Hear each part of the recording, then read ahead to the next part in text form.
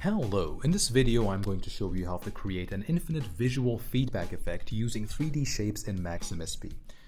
Visual feedback is not so difficult, it's just a matter of taking the output of a visual process and feeding it back into the process. The fun stuff begins to happen when you mess with that image before you feed it back into the system. We are going to see how we can add a feedback amount, a feedback offset, and a feedback zoom in or zoom out to create all kinds of cool, psychedelic, endless effects.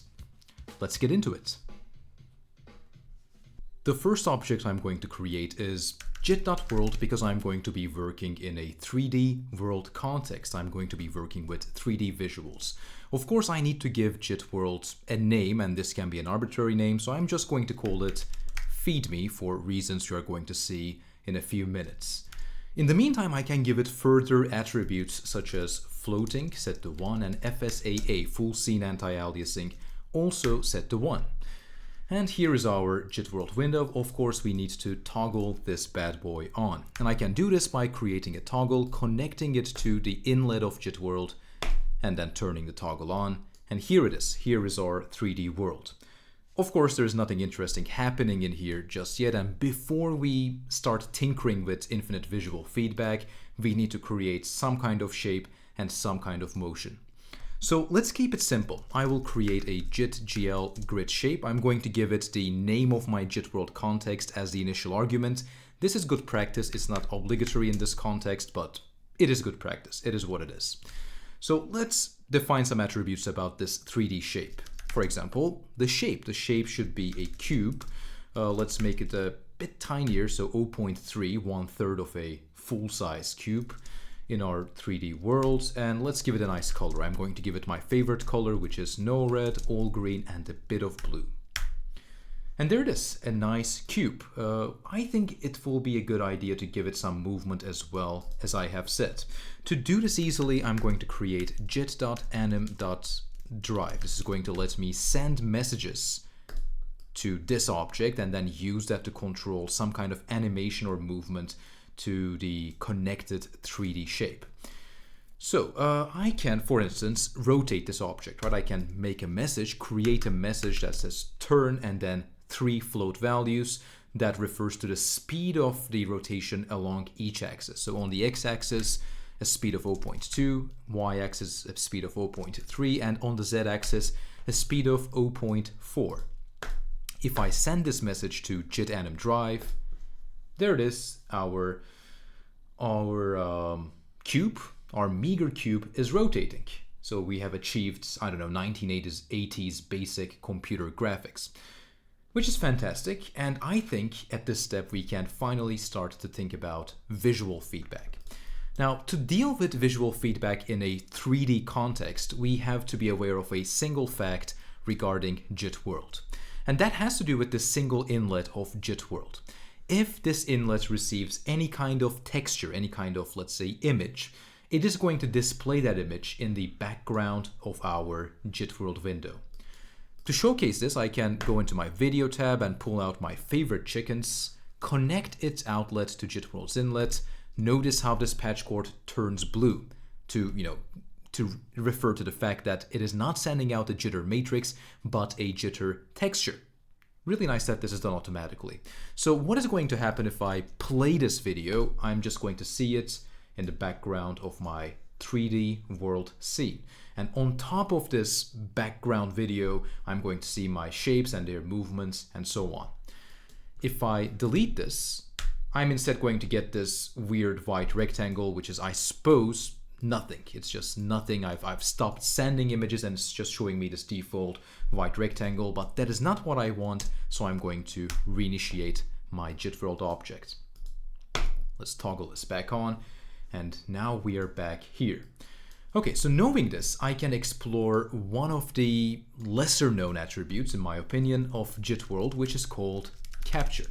Now, if I set capture to 1, the object is going to initiate itself yet again. I need to turn the toggle off and on yet again, and it seems like nothing new is happening. I'm seeing the same window, I'm seeing the same movement.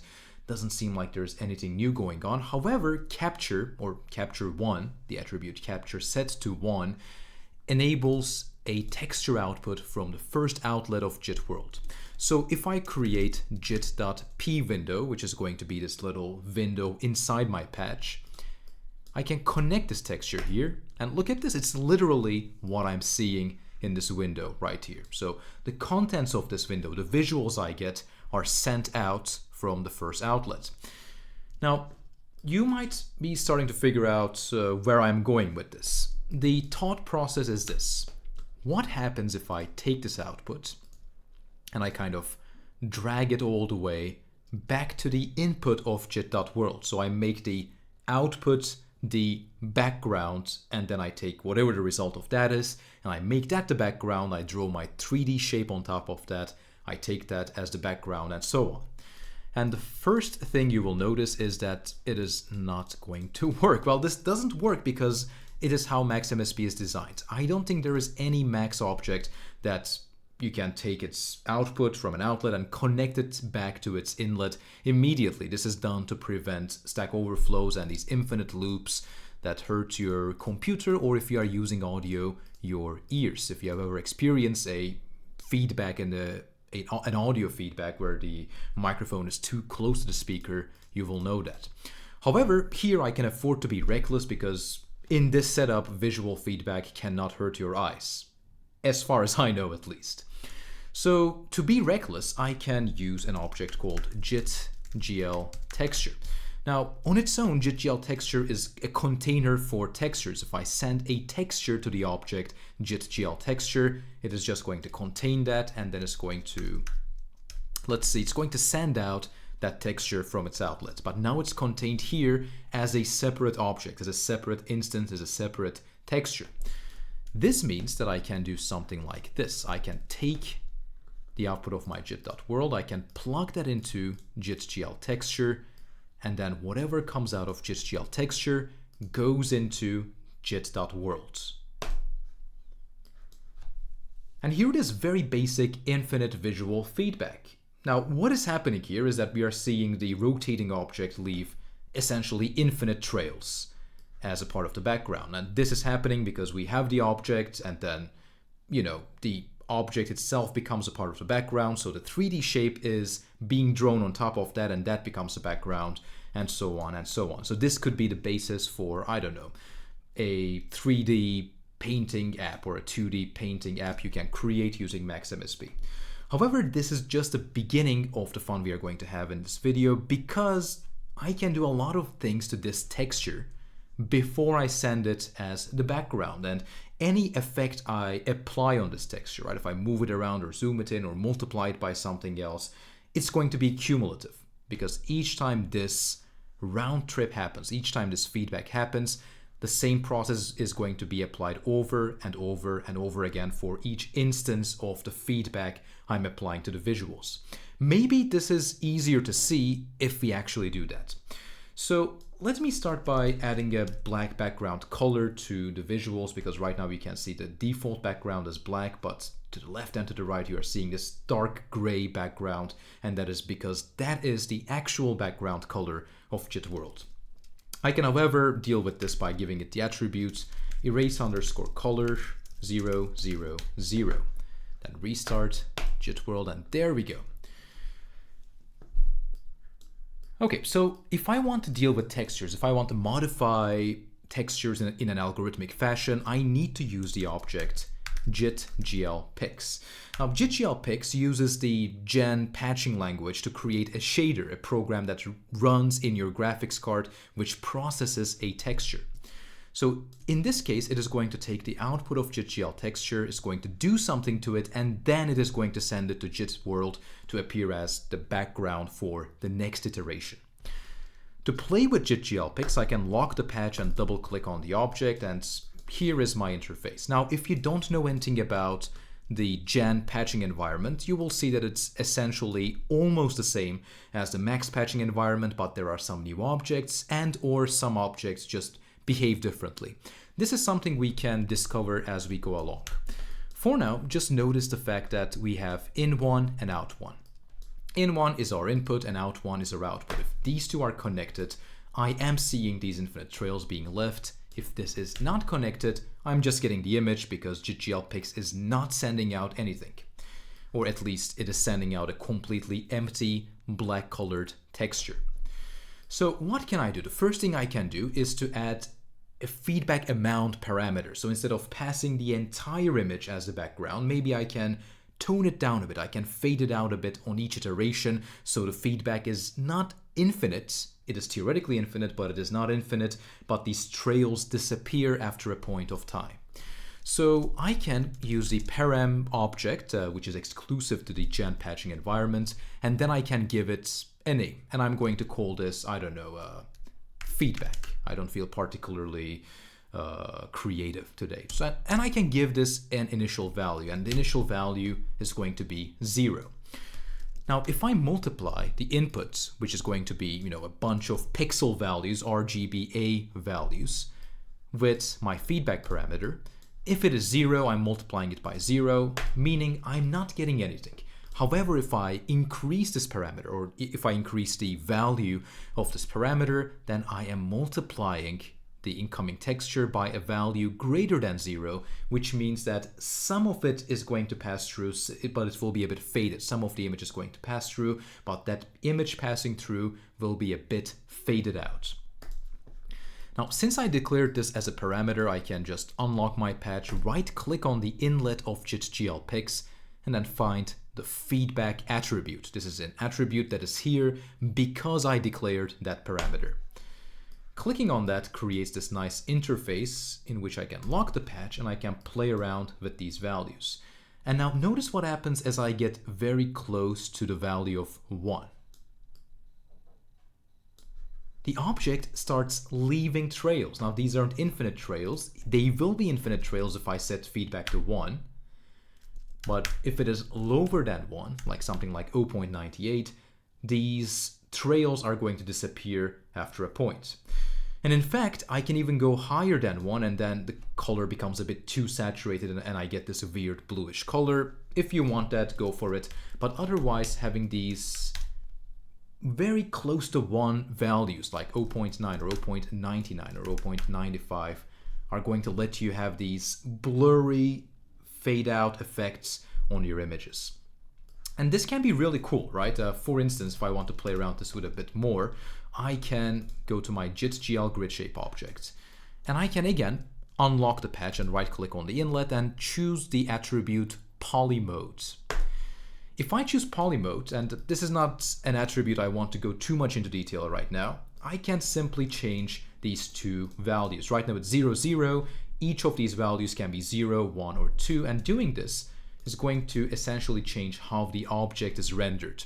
Right? So instead of having a bunch of polygons creating the shape, I can create a bunch of lines, or I can create a bunch of dots. The image is the same, it's just how it's displayed that is different. Furthermore, if I want to customize this to another level, I can right click on the inlet and choose 2 extra attributes, which are, let's see, point size, which is the size of the points that are being displayed, and line underscore width, which is the width of the lines. So if I lock the patch, if I increase point size, I can get these larger points.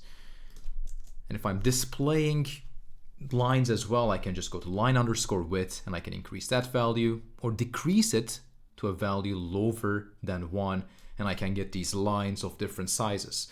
This is a very nice way of generating more geometric line and point based visuals without dealing with more advanced concepts. And of course, if I start cranking up the feedback now, I think I'm going to get some cooler textures appear from the feedback. Beautiful. And yet we can do even more. I want to do 2 more things now. I want to find out a way to zoom into the texture on each iteration, and then I want to figure out a way to move around in the texture on each iteration. And let's start with zooming in. Now to zoom in, I essentially want to modify this JitGLPix patch I have. So each time it goes in, the result is a slightly more zoomed in picture, so this effect becomes also cumulative. And for this, I need to figure out how the sample object works in JIT-GL-Pix. Now, the sample object, is going to sample a matrix, or in this case, it is going to sample a texture. What does that mean? Well, it means that I can send a texture into the first inlet, and for each pixel, the value that goes into the right inlet is going to be used as the sample coordinate, as in if I send the coordinate of the pixel, looking up the coordinate of the pixel, then I'm going to get the pixel value of the pixel itself, which is actually what I already get from in1, so it's a roundabout way of doing it.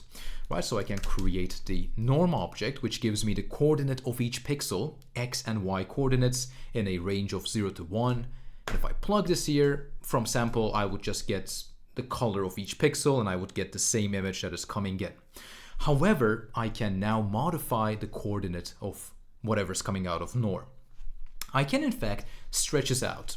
So this normally goes, let's try to write this down, this normally goes from 0 to 1, right? And this is used as a lookup table for the incoming texture.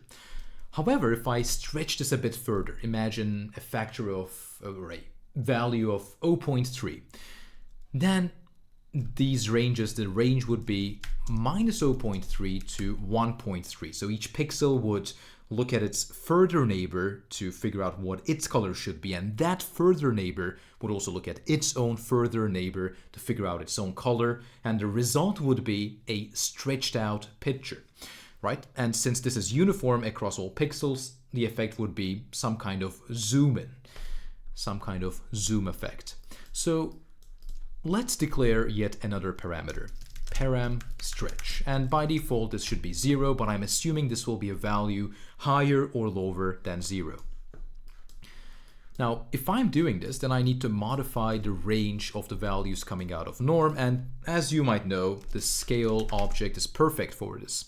And I know that my input value will always be between 0 and 1, right? However, the output value is not something I want to define. I can type in minus 0.3 and 1.3, but then the inlets are going to disappear. This is something specific to the gen patching environment. Normally in Max, you can type in any argument you want and the inlets would still be there. But in this case, if I don't type in all of the arguments, then I get inlets. If I type in all the arguments, then those inlets that determine the value of those arguments disappear.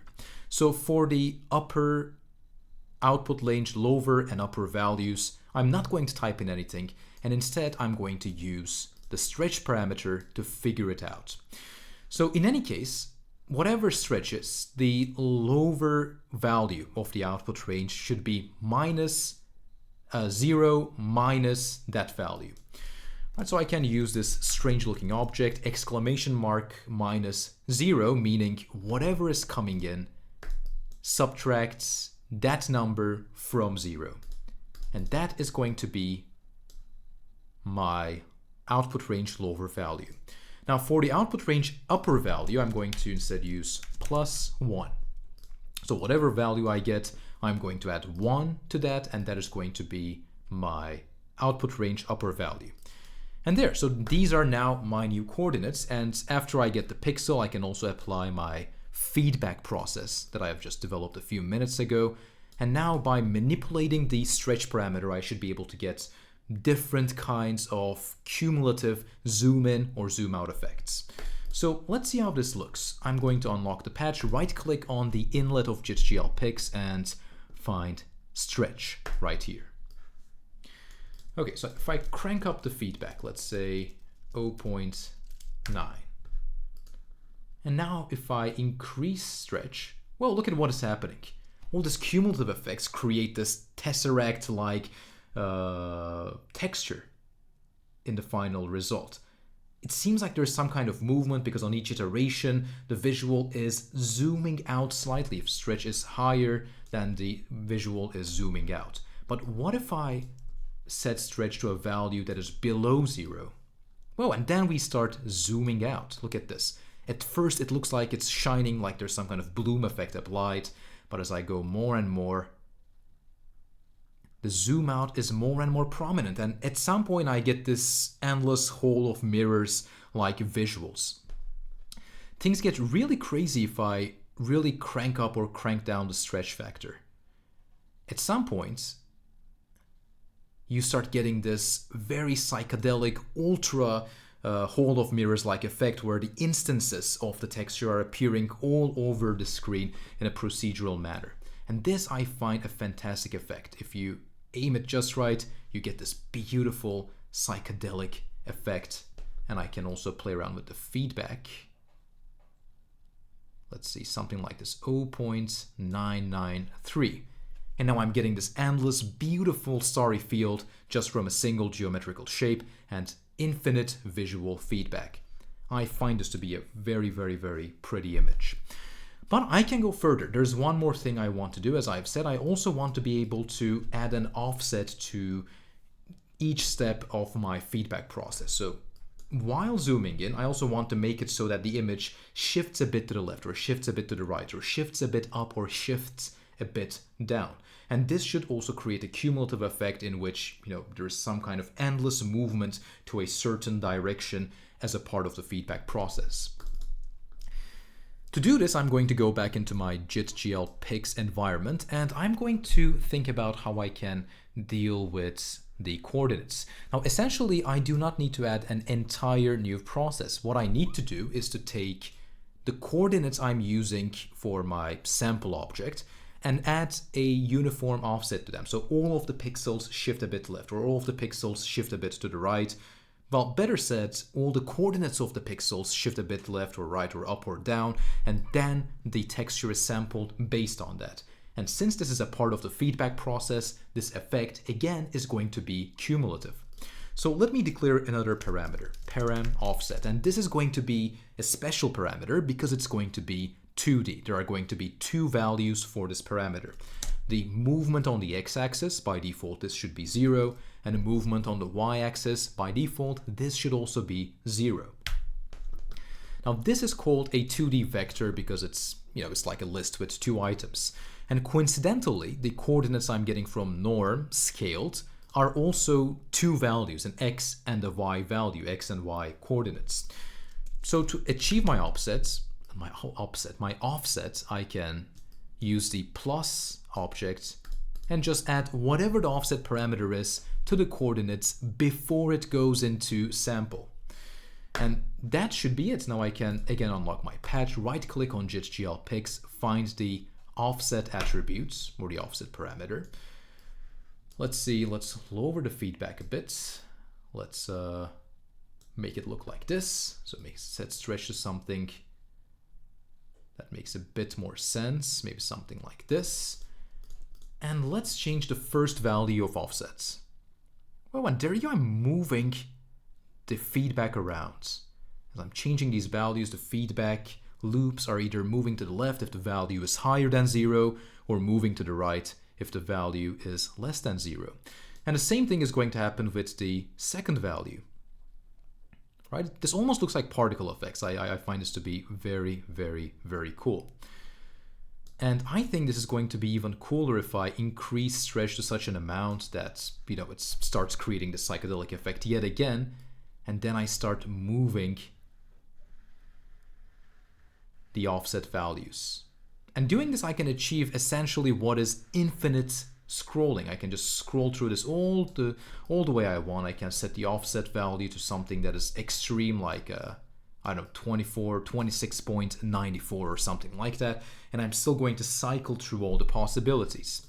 This happens because the sample object, when it receives values that are lower than 0 or higher than 1, it just repeats itself, right? It just wraps around to the range of 0 to 1. However, I can give this sample object in JIT-GL Pix an attribute called bound mode. And I can, for example, say mirror as the bound mode attribute. And now if I go higher than 1, instead of starting over from 0, the value is going to mirror back. It's going to go 1, 0.9, 0.8, and so on as I increase the value higher than 1. And this creates a slightly different effect. Now, this is not very easy to see, but essentially when the stretch goes too high, instead of getting multiple instances of the object, we are going to get multiple instances of the object separating from each other.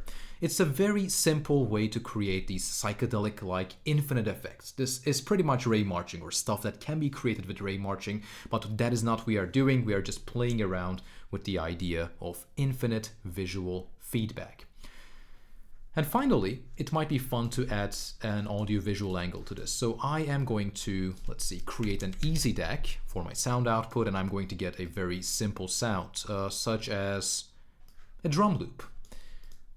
So the drum loop sounds like this. Okay, so something I can do is I can take the amplitude, the peak amplitude of this object using peak amp tilde with the argument 33. So every 33 milliseconds, I get the loudness, the peak amplitude of the sound. And I can use this as a value, as a parameter for my JIT-GL-Pix shader. Right, so I can, for instance, use pack and then put in two values representing the offset amount. The result goes into prepend offset, so the message has offset at the beginning, and this goes into JIT-GL-Pix. Now, if I connect the result of pcamp into the first inlet of pack, I am actually going to receive some movement as the drum loop is playing. And this can loop as long as I want, and I'm immediately getting this beautiful visualization of the sound that is being used to derive this visual feedback. A more advanced example could be done with JIT.time. JIT.time, when there is a JIT world context enabled, is going to report how much time is passing using float numbers, where each second equals to 1. So it's just counting the seconds elapsed. JIT.time, however, has an attribute called speed, and by default it is 1, but if I lower it or make it higher, I can actually slow down or speed up JIT.time. So something I can do to make this more interesting is to take JIT.time and use the elapsed time to control the movement on the x-axis. And the peak amplitude of the sound is then controlling the speed of JIT time, speed of the output of JIT time, instead of the offset itself, which creates this beautiful endless movement. So I need to prepend the output of pcamp by width speed, so prepend speed. This goes here, and now it's 0. However, if I play my drums loop, the movement is happening when the amplitude is increasing. It does seem a bit janky, so I can, for instance, I don't know, multiply this by, let's say, 5. And then I can use slides to smooth the incoming values so they are not so janky. For instance, I can use 5 and 10 for the slide up and slide down values. And here I'm getting this beautiful movement. And there you go. This is a fantastic introduction to visual feedback, a really cool effect you can create with just a single object, a bit of movement, and then just considering all the parameters you can have. This can be used to create all kinds of colors, movements, effects, psychedelic effects, movement-based effects, and a glimpse into the infinity. So I hope you have a lot of fun with it. I hope you get creative with it. I hope you use your feedback responsibly, and thank you for watching.